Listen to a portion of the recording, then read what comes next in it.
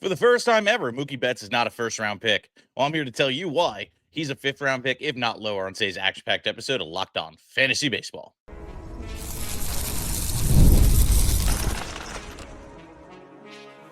You are Locked On Fantasy Baseball, your daily fantasy baseball podcast. Part of the Locked On Podcast Network, your team every day. Hello, fantasy baseball fanatics. I'm Matthew Ahne, and welcome to the Locked On Fantasy Baseball podcast, part of the Locked On Podcast Network, and now your number one sports podcast network. Thank you every day as a new listeners for making us your first listen each and every day. I'm a longtime fantasy baseball analyst with over 20 years of experience in fantasy baseball knowledge, and why I do this show? It's to share it with you guys. Whether you're watching or listening, be sure to like, subscribe, comment, rate, review. It really helps out the show. Today's episode is brought to you by Game Time. Download the Game Time app, create an account, and use the code LOCKEDONMLB for $20 off your first purchase. All right, I got a great episode for you today. I honestly do. Look, it's one of those shows where we're covering a whole bunch of question marks. You know, Mookie Betts first time out of the first round in years. You know, why is that happening? You know, is this actually something that is viable? Does he belong lower? You know, these are viable questions. You know, is there an illusion going around? You know, another discussion is whether you have to pick between Brian Wu and Hunter Greene right now in current ADP, and which one is the better pick. And the longstanding question for fantasy baseball is, do we honestly trust Wyatt Langford?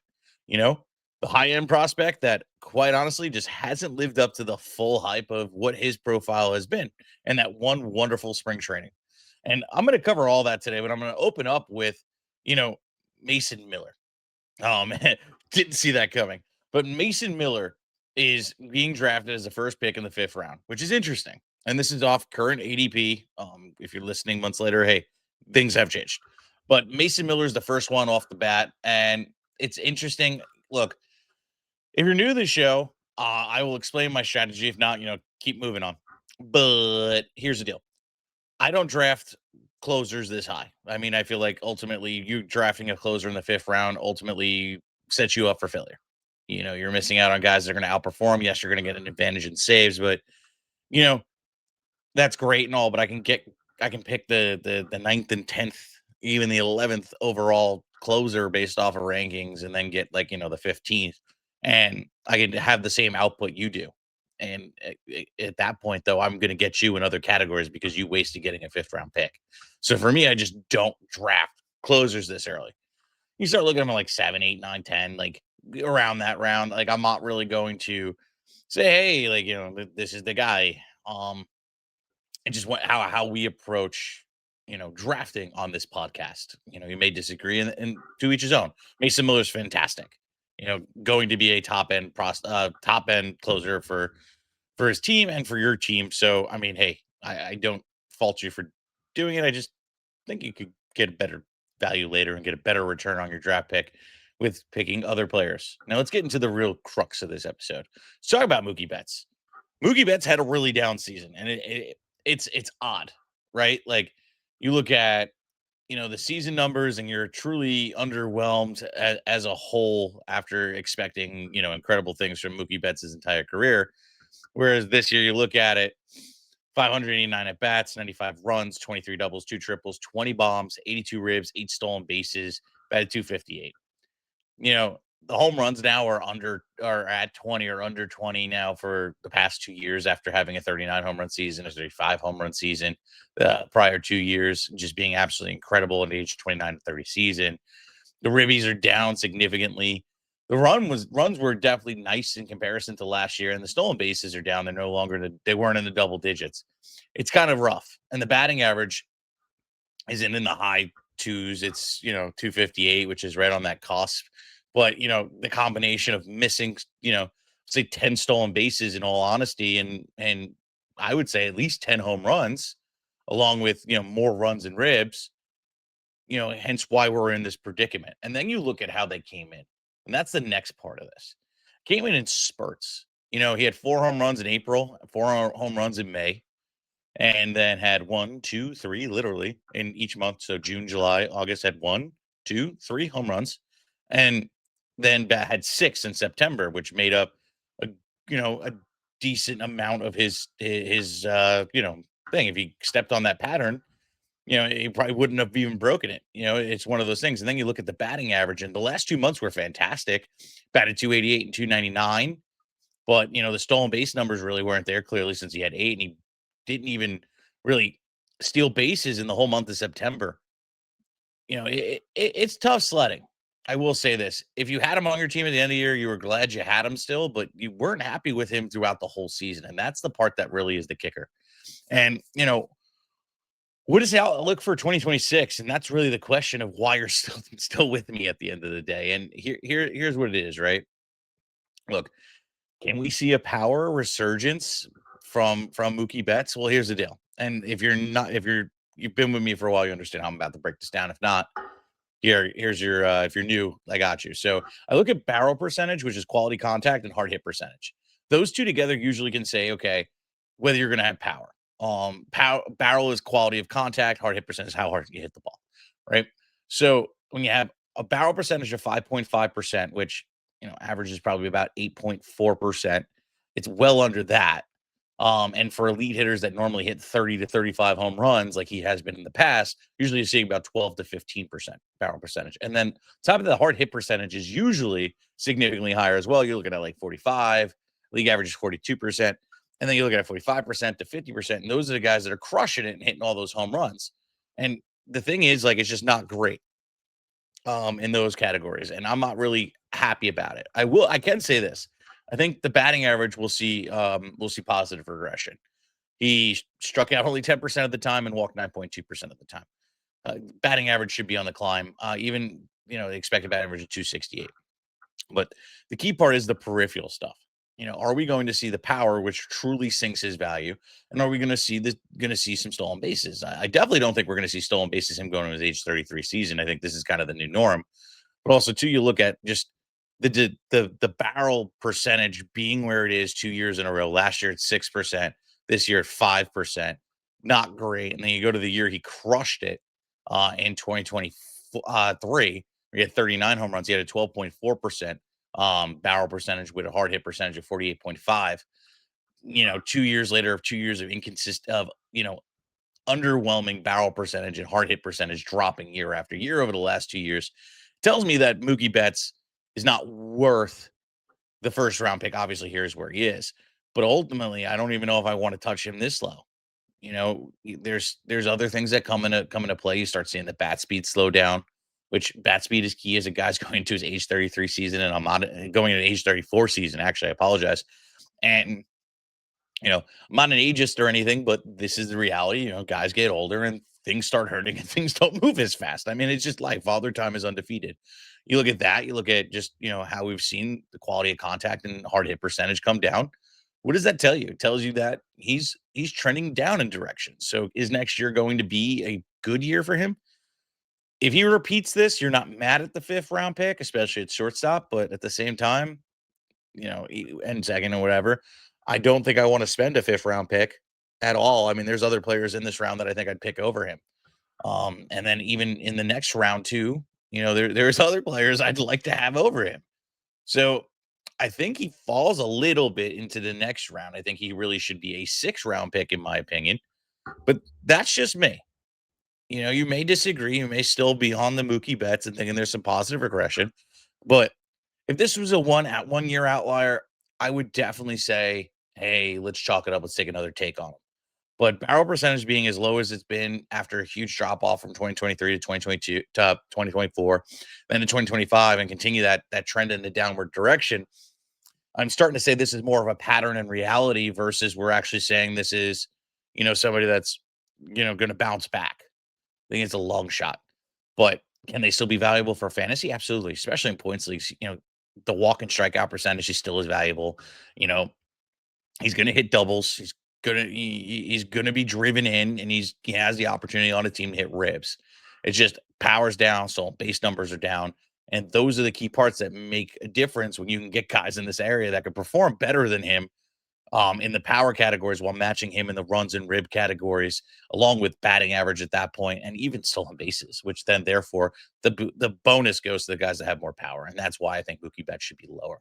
Coming up next, it's the debate between Brian Wu and Hunter Greene, and I will read off where they're going and that's all coming up right after this.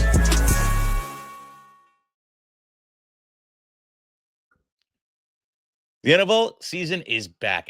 And honestly, there's nothing better than being at a stadium surrounded by the fans cheering for your team. But let's be honest, getting tickets, that can be a hassle. Between queues, login screens, price jumping, and checkout, it's frustrating. Game time is fast, it's easy, it's backed by Game Time's guarantee. You'll always get 100% authentic tickets delivered on time at the best prices. Plus, all fees are included, so your price you see is the price you pay at checkout. I pulled up a game time, I pulled up Game Time, and in just a couple taps, I saw amazing deals. I'm talking about all my favorite NFL games as low as $100. The app made it super simple. I can even see exactly where the exact view from the seats I'm looking at, and it's I honestly it's great. I'm making sure I'm not sitting behind that pole, right? I love zone deals too. This is a new feature. You pick a section, Game Time picks a seat, and you save big. Honestly, it's faster, cheaper, and less stressful than any other way I've bought tickets in the past. Download Game Time app today. Create an account and use a code Locked On MLB for $20 off your first purchase. Terms again apply. Use that promo code LOCKEDON MLB for $20 off. Swipe, tap, ticket, download Game Time app today. And I will be honest, I use Game Time app long before I've been with Locked On. It's a long favor for me, something that always comes up clutch. Don't miss out on Game Time. Download it now. And all right, let's get back into it. Look, Brian Wu had a fantastic season. And, if you're a long-term fan, you know how I feel about Brian Wu. Brian Wu is a guy that just couldn't stay healthy and always had the potential in him. He's awesome at the end of the day. I love Brian Wu. You know, I'm truly impressed with his performance this year. Made 30 starts, was great. 186 innings pitched, 198 strikeouts, a 2.94 ERA with a .92 WHIP. Fantastic. Year before, same thing. Sub 3 ERA, pitched 121 innings, dealt with injuries, unfortunately, with 101 strikeouts, and, still looked good when he was on the mound. Now, here's the deal. Brian Wu is going into his 4th season in the bigs, which is phenomenal. The kid's young as hell. He's 26 years old. He's a young pup. I love it. And he's on a really good team. What does that mean for you and your fantasy team? Well, he's going to be a great pick. I can tell you that much. Thing is, I look at him and I look at other players and I have a little bit of trouble. So Brian Wu is obviously uber talented, and I'm not going to take that away from him. But there was some questions which he's kind of, made true on these promises. Promises of expectations that people kind of had that, okay, maybe he can get to that, nice, well over K per inning strikeout rate where the K per inning, and we can be really excited, and that would push him over the top. But here's the deal. It's him or it's Hunter Greene in this round. And I'm going to move Hunter Greene up, even though he's, one spot in between him and the Rafael Devers. They are similar, but the potential for Hunter Greene is more where I lean. The strikeout upside is significant. I think that Hunter Greene could be just as dominant in the ERA category. The wins lean more on the Brian Wu side for now, but anything can change. And ultimately, I think the output on Hunter Greene is fantastic when he was healthy this year, which is another guy that dealt with injuries. You know, he was one of the best pitchers in the league. He was fantastic. He was a guy I was touting all off season last year, and I think that he's totally worth it. And I'd pick him over Hunter over Brian Wu, and I'll get into that in just a second. But you're splitting hairs, and I have to split the hairs in the direction that I feel is going to give me the best output for my fantasy team. And let me dig into Hunter Greene now. Hunter Greene, this past season had a phenomenal season as well. Again, dealt with injuries. 107 innings pitched, 132 strikeouts, a 2.76 ERA with a .93 WHIP. Like, fantastic numbers.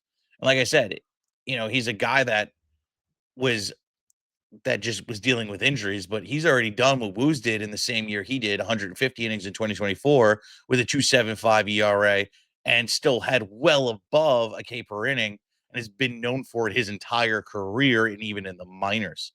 That was one thing that always kind of showed out first, is the overwhelming performance of Hunter Greene and the strikeout potential. The wins are the one thing, but you can't judge wins. You can't predict wins. You could say, okay, this team should win X, this player should benefit from X, but at the end of the day, think they still got to win the game. But what can I kind of base my rankings on? And then the tiebreaker? Well, Brian Wu is not going to have as many strikeouts as Hunter Greene, and I weigh strikeouts higher than wins at this point. So therefore, Hunter Greene is the guy I lean for, and it's clear as day. Hunter Greene just has a way harder fastball and just is going to annihilate people. His fastball averages 99.5 miles an hour, gets guys to chase 32.4% of the time, creates a whiff 31.4%, strikeout percentage at 31.4%, and only walks guys 6.2%. It's absolutely stellar. And I'm not saying Brian Wu isn't great, but his fastball sits at 95.6, and it's much harder to hit a fastball that's going about 5.5 miles per hour faster. And also, too, his K percentage is 27.1%. And that's a career high, whereas we've seen Hunter Greene do it much more. The walk percentage is nearly, identical. And then you look at just a couple other things too that I don't really like is Wu also allows guys to barrel 9.1% against him. That's a little bit above a league average for a good hitter. And also allows hard hit percentage at 41.8%, which is right under league average, and only produces ground balls at 41.4%. That is a red flag for me, even though he pitches in a great stadium. And then you look at Hunter Greene. He also has the same holes, but will strike guys more out and will be able to get himself out of that position. So they're very similar, except for the fact that Hunter Greene will be able to strike a couple more guys, a bunch of more guys out. And neither of them have safety in those regards of good quality against them, preventing quality contact, preventing hard contact, etc., or even producing ground balls to then make up for the poor peripherals in those aspects. So I'm going to lean Hunter Greene, even with the underwhelming part of the Great American Hitter Park, which if Hunter Greene was anywhere else, it would be the same protection. But again, it just the Seattle Mariners Park versus and the K downside versus the K upside of Hunter Greene and the downside of his stadium does not outweigh Hunter Greene's impact for your team. So therefore, I am on the Hunter Greene side. Now, I know I skipped my boy Rafael Devers of now the San Francisco Giants. And, I will say I am impressed. After the trade, he went bonkers. He had a great end of the year, looked really good in a lot of aspects, except for batting average. The home runs really came in. He had 20 home runs and 335 at bats, which is 90 games. Just looked good. The slow start to get there, and then he just kind of cranked it. And it's funny. He didn't want to play first base on Boston, but then still played first base anyway at some point in the season for the San Francisco Giants. It was actually pretty funny. But him coming in for next year, he might have dual eligibility, which would be wonderful. I like him this year. I do, but I don't know if I want to walk away with him in the 5th round. There's first basemen going later in this round that I'd rather have over him that I think will outperform him. But he's definitely, one of the last couple guys at third base that I truly trust and that I feel good about. So, these are the kind of things you gotta weigh. Like, okay, did I get a third baseman earlier in the game, or do I want to wait and deal with a non-top end, top end third baseman? And that's kind of what you got to gauge it on. I think that you can get a really good first baseman in this round, and it's really, really about it. I mean, it's kind of it's interesting in those regards. I'm trying to see where he falls in ranking. It's funny. The site is broken. Interesting, but I guarantee they have him at first. Yeah, they do. It's so funny. So NFBC has him at first in a lot of places and not at third. But anyway, so me personally, there's other guys again I'd pick over him. He's kind of like the 7th best, and at that point I'll just deal with guys going later.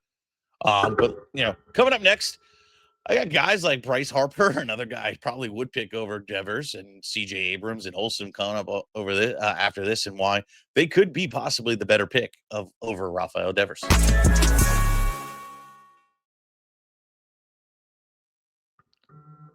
The NFL season is here, and FanDuel making sure that you're ready for kickoff. Don't with a can't miss offer right now. New customers can bet just $5, and if your first $5 bet wins, you'll get $300 in bonus bets to use across the app. I love using FanDuel because it fits however you like to bet. Player props, building same game parlays, or even jumping live into as the action unfolds. It makes every game more exciting. Whether you're watching your team or just keeping an eye on your fantasy lineup, it's quick, it's easy, and the best way to add a little bit more energy on Sundays. So are you ready to play? Download the FanDuel app today now by visiting FanDuel.com to get started today. That's FanDuel.com to place your first $5 bet today.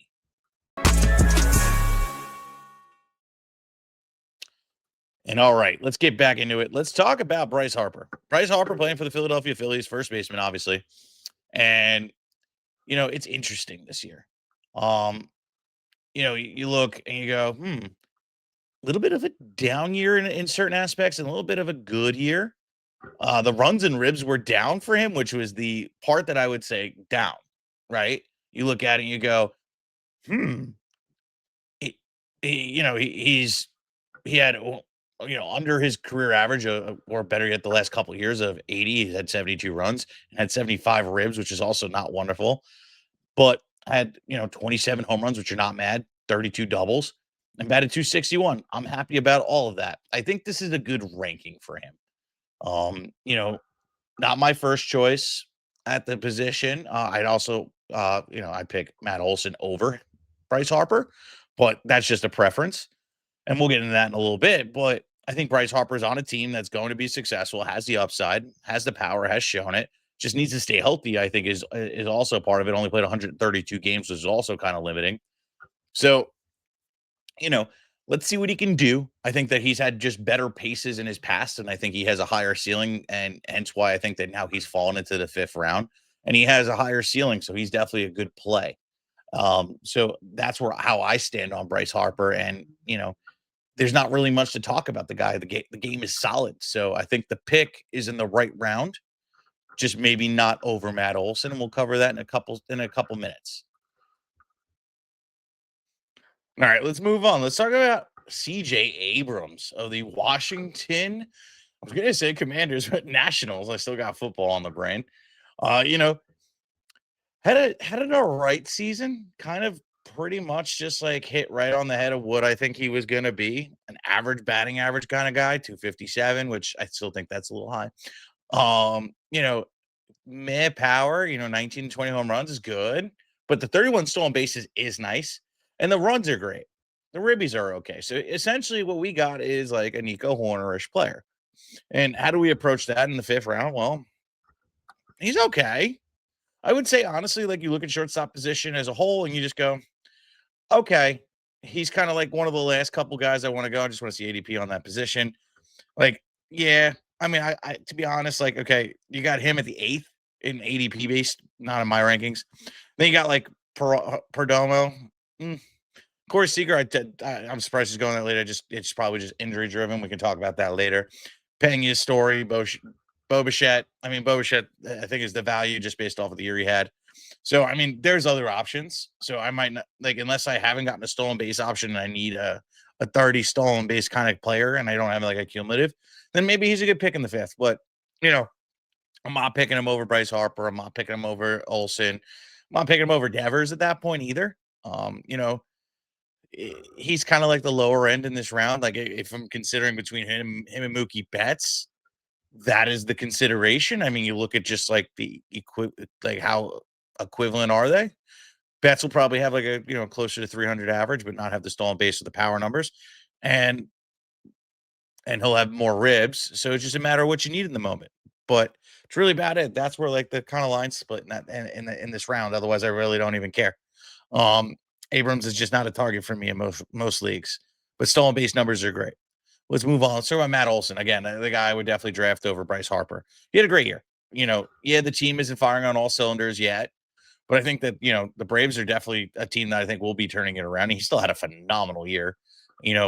I think it's totally repeatable. 624 at bats, 98 runs, 41 doubles, 2 triples, 29 bombs, 95 ribs, the stolen base, batted 272.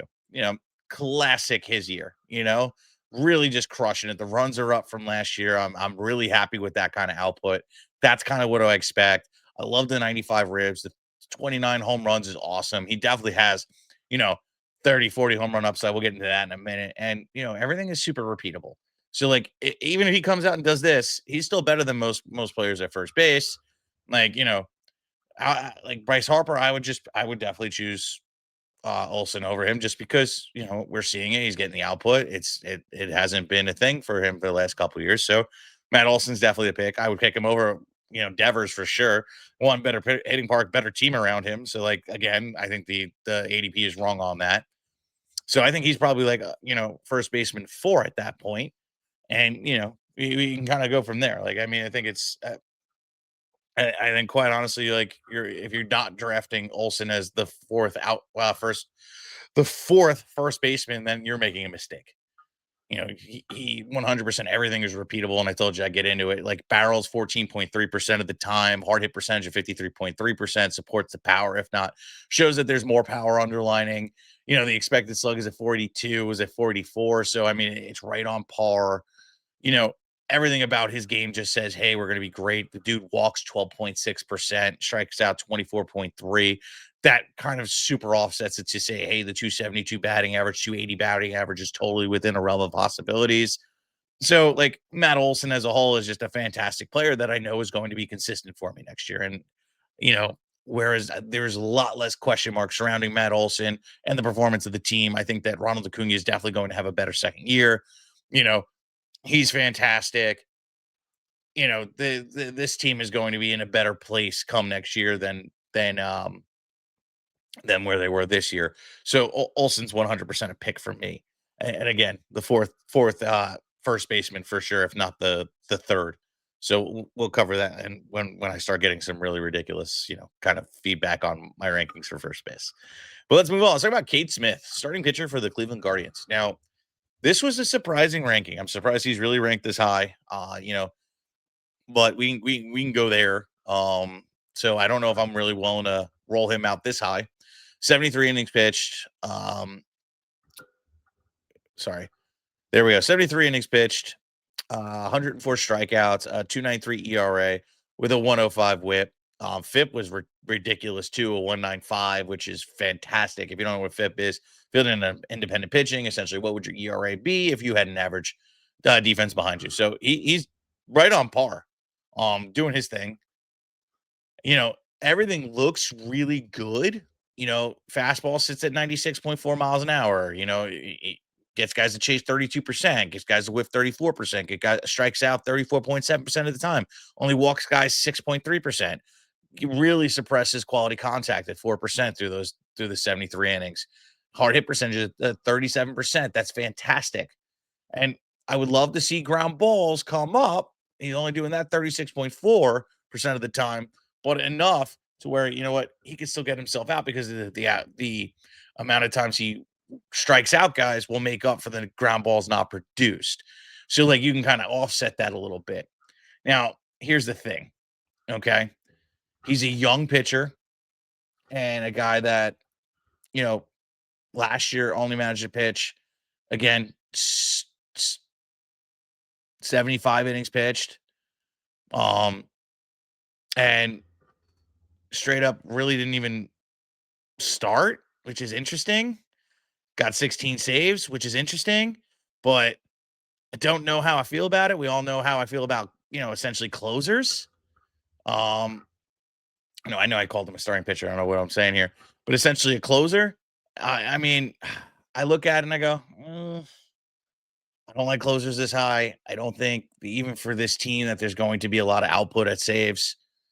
Class A is gone, but how much are we really going to trust going to be able to get that kind of production, let alone, Kade Smith being able to step in that role and be that good. I mean, yes, he looked good, but I don't know. He fits all my tangibles, but I don't know.